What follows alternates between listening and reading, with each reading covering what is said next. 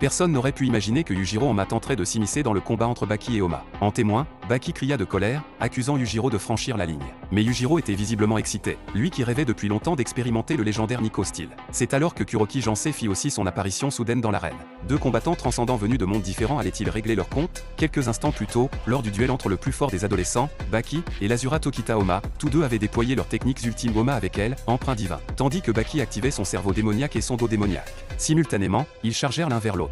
À cet instant, ils mirent de côté toute distraction, concentrant toute leur volonté dans leurs points. De toute leur force, ils visèrent les points les plus vulnérables de l'adversaire. L'impact intense libéra une lumière blanche aveuglante qui inonda toute l'arène. Les spectateurs dans les gradins furent stupéfaits par ce choc épique. Dans leur quête de puissance ultime, les deux combattants se regardèrent, s'encourageant mutuellement. Finalement, tous deux complètement épuisés, ils s'effondrèrent au centre de l'arène. Mais à ce moment précis, une présence écrasante envahit l'arène. Même Gaïa, le mercenaire en charge de la sécurité, fut couvert de sueur froide. C'était Yujiro Oma, la plus forte créature sur Terre, qui venait d'arriver. Il déclara que s'il ne pouvait pas tester lui-même la légendaire technique du Nico Steel, il perdrait l'appétit et le sommeil. C'est alors que Kuroki Jansei apparut aussi au centre de l'arène. Alors que ces deux puissances se faisaient face pour la première fois, une confrontation colossale semblait imminente. Mais Baki et Oma intervinrent simultanément, empêchant avec succès l'escalade du chaos. Après leur départ, Baki s'excusa auprès d'Oma pour le comportement irrespectueux de son père. Leur propre duel ne pouvait plus continuer, car au moment où ils étaient intervenus, tous deux avaient été gravement blessés par les adversaires même qu'ils avaient tenté d'arrêter. Baki exprima son vif désir d'une revanche avec Oma. De retour chez lui, il se retira au sous-sol et commença à utiliser son cerveau démoniaque pour des entraînements en simulation.